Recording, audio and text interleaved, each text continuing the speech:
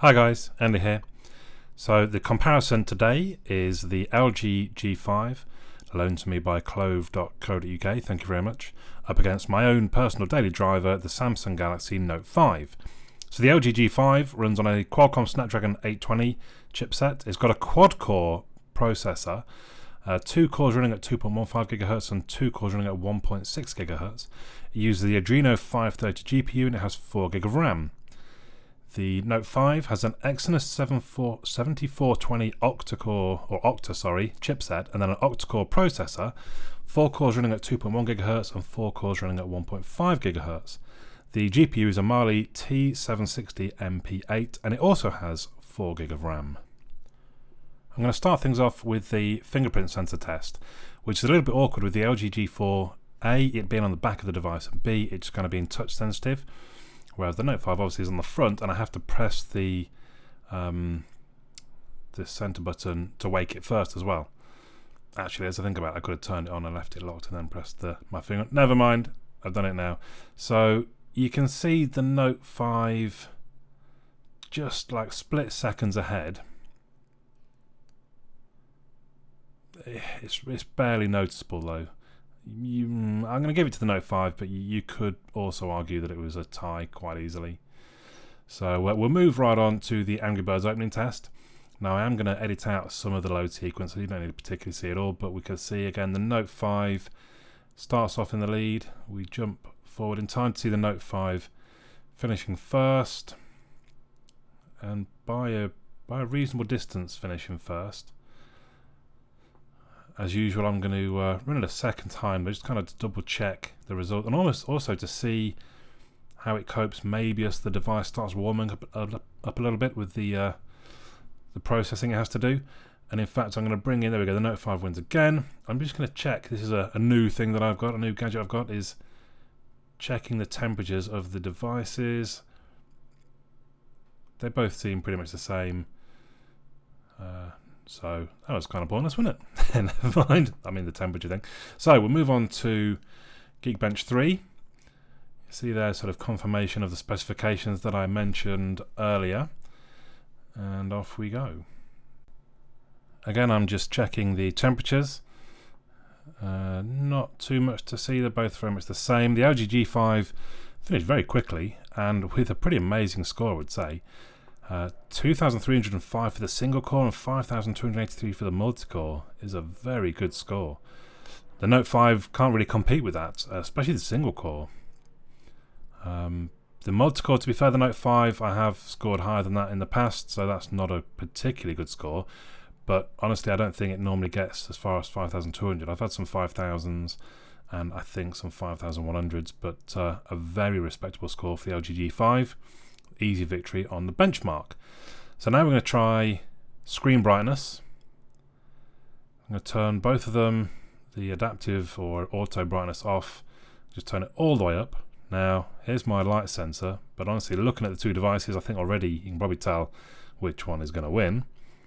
The LG G5 not even breaking the 500 point, Samsung topping up over 800 at times. So fairly clear and easy victory on the Note 5, and that is something that is noticeable in day-to-day use, to be honest. But there you go. So I'll move on to the speaker tests.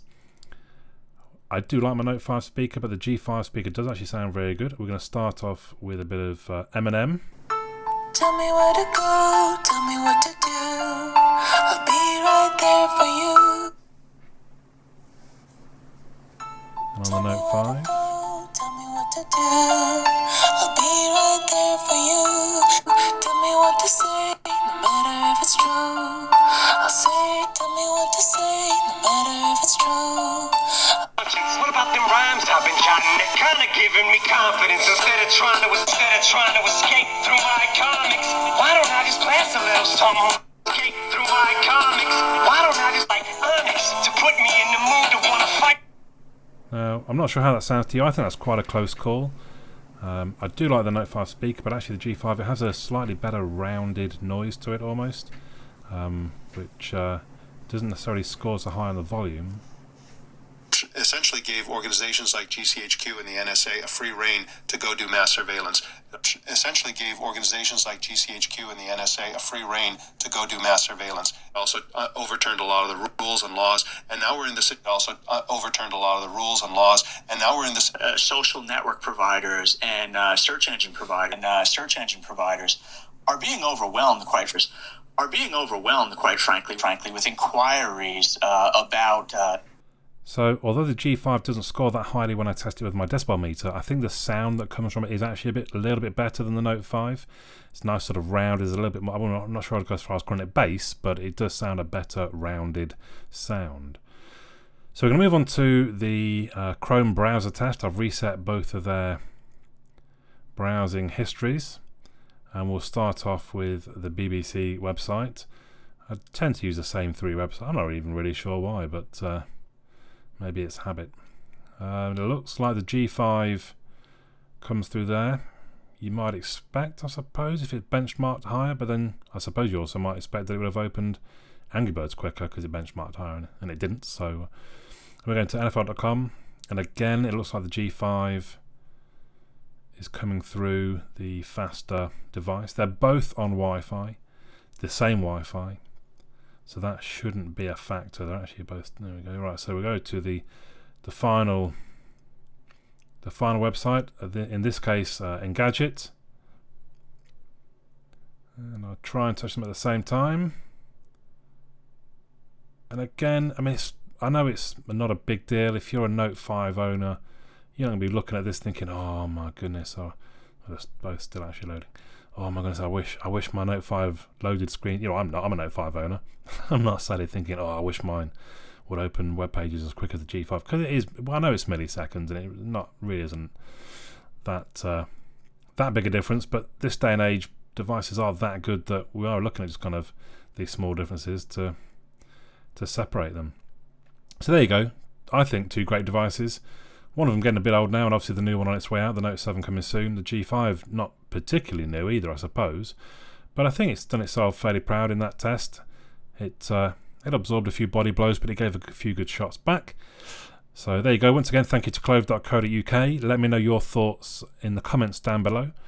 My name's Andy. I'll catch you all again soon.